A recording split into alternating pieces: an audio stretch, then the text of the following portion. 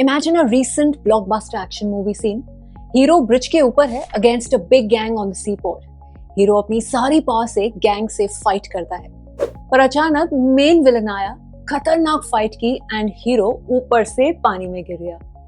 ऐसे टाइम पर आप एज एन ऑडियंस क्या सोचेंगे? जल्दी बताएं मुझे कमेंट्स में. एज ऑडियंस आपको हो गई टेंशन. क्या हीरो को स्विमिंग आती है? क्या पोर्ट अथॉरिटीज उसे बचा लेगी, या क्या वो पानी में ड्राउन हो जाएगा? आफ्टर ऑल दिस, क्लाइमैक्स में होता क्या है? हीरो इमर्ज होता है एज अ विनर. इसी तरह हम सब रिटेल इन्वेस्टर्स डरे हुए हैं कि निफ्टी में जो मेजर फॉल आया सिंस सितंबर 30th, क्या वो 20,000 आएगा या 18,800 का सपोर्ट आएगा? Well, market is always supreme. Market कब क्रैश होगा या कितना करेक्ट होगा ये प्रेडिक्ट करना मुश्किल है. बट ऐसे फॉलिंग मार्केट्स में कुछ स्ट्रैटेजीज हो सकती हैं जिसे अपने इन्वेस्टमेंट पोर्टफोलियो पर मिनिमम इम्पैक्ट दिखे.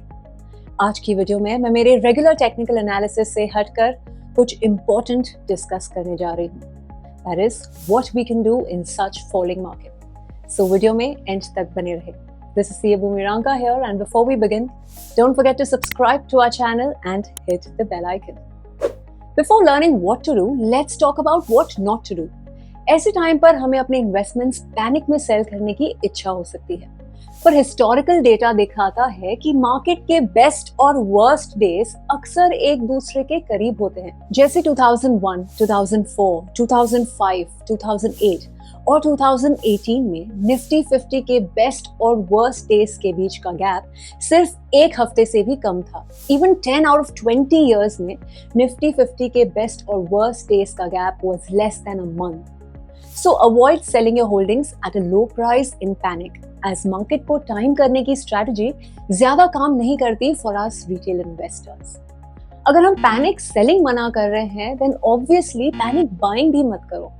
मार्केट गिरने पे लगता है कि ये बेस्ट टाइम है, सही प्राइस है to buy any stock. So people tend to buy blue chip stocks और index funds, but you forget your risk tolerance.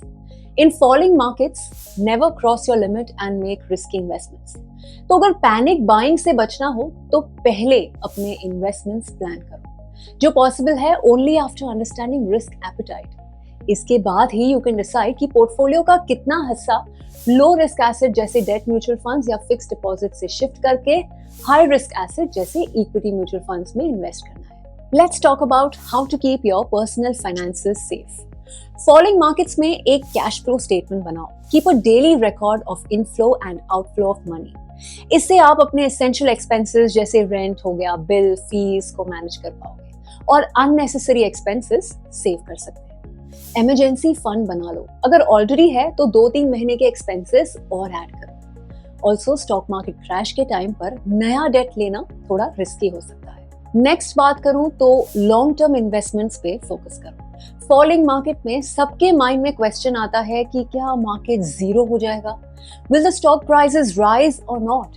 Simple answer, market कभी भी जीरो नहीं होता. इकोनॉमी रिकवर करती ही है और स्टॉक्स ऊपर जाते हैं.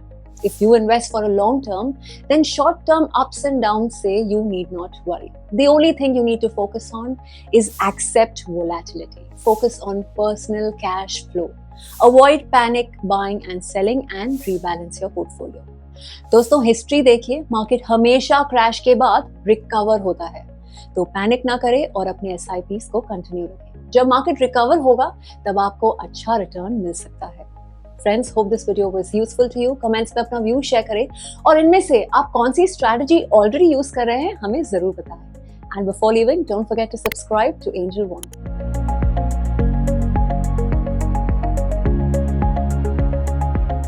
Investments in securities market are subject to market risk. Read all the related documents carefully before investing.